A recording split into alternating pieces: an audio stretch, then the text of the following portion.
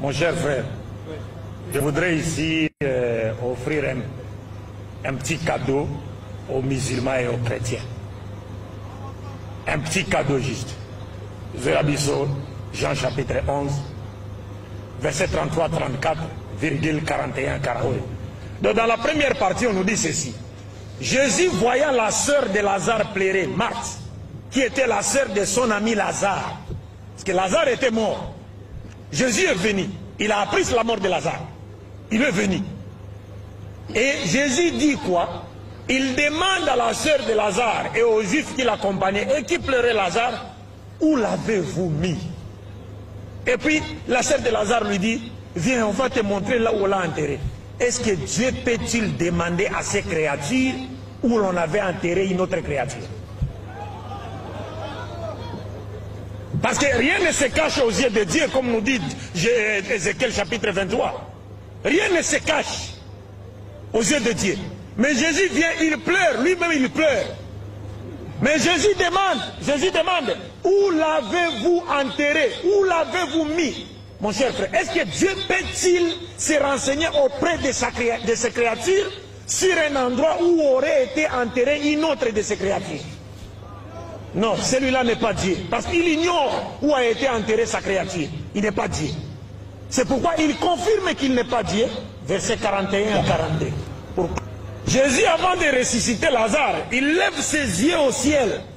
Et il dit, Père, c'est-à-dire Dieu, je sais que tu m'exauces toujours. Parce que c'est un prophète de Dieu. Mais si je parlais ainsi, c'est à cause de la foule qui m'entoure. Et qu'est-ce que Jésus voulait attendre de cette foule?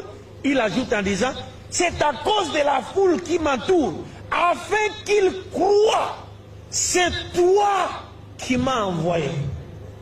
Mais les chrétiens disent, non, ce n'est pas Dieu qui l'a envoyé, lui-même est Dieu. Si vous comprenez un peu cela. Les chrétiens disent, non, non, Jésus dit pour qu'il sache que c'est toi qui m'as envoyé. Mais les chrétiens refusent. Ils disent, non, c'est lui-même qui est Dieu. Et donc Dieu est venu sur la terre sous forme humaine. Il a été arrêté par ses propres créatures, ligoté, frappé, crucifié. Et selon les chrétiens, il meurt, il est attaché sur la croix. Et sur la croix, il crie encore, Eloi, Eloi, lama sabachthani. Mon Dieu, pourquoi m'as-tu abandonné? À qui s'adresse-t-il? Dieu est venu sur la terre pour faire quoi? Il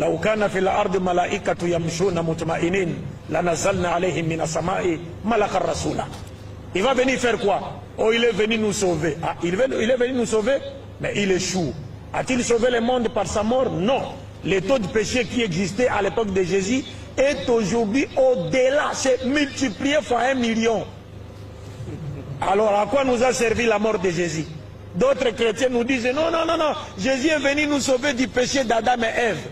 Vous oubliez que pour avoir goûté au fruit défendu selon la Bible, Dieu a dit à la femme, parce que tu as écouté la voix du serpent, c'est-à-dire le Satan, tu enfanteras avec douleur.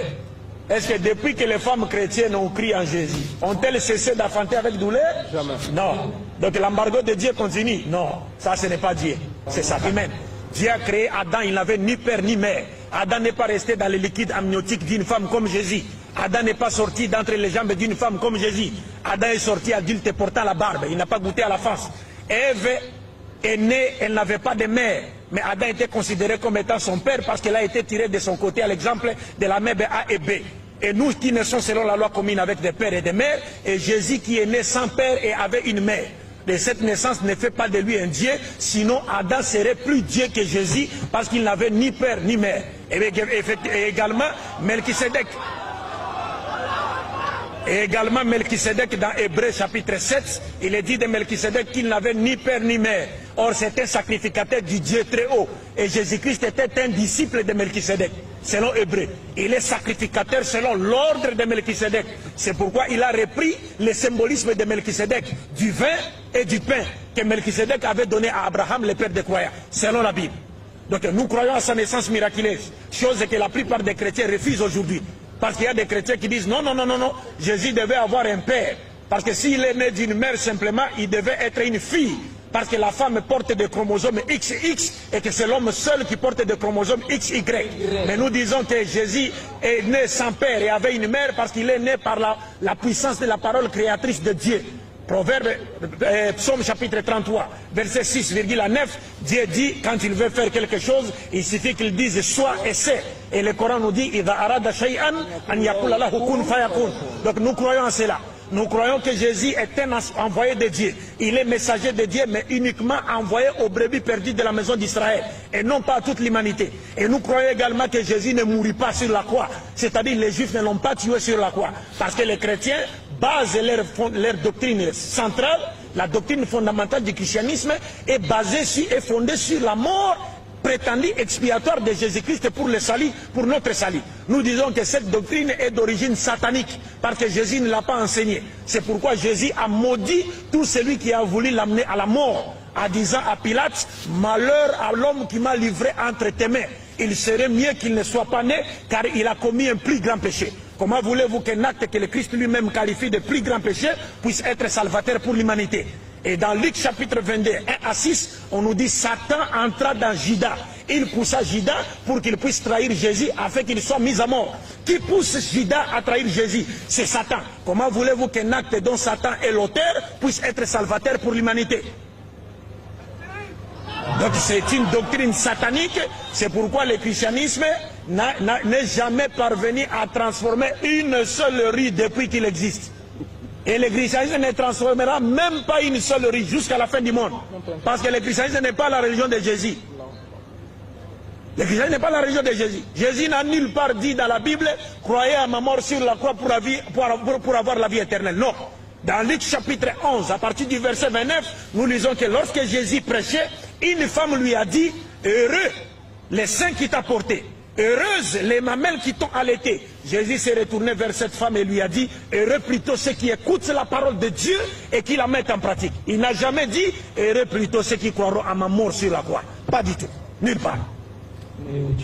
Donc l'islam est venu pour rétablir la vérité, faire de sorte que les hommes, l'humanité retrouve la sainte doctrine qui a été enseignée par tous les messagers de Dieu. Et cette doctrine qui offre le salut à travers les bonnes œuvres qui ont pour fondement la croyance en un Dieu unique sans associé dans sa souveraineté, dans ses attributs et dans son adoration.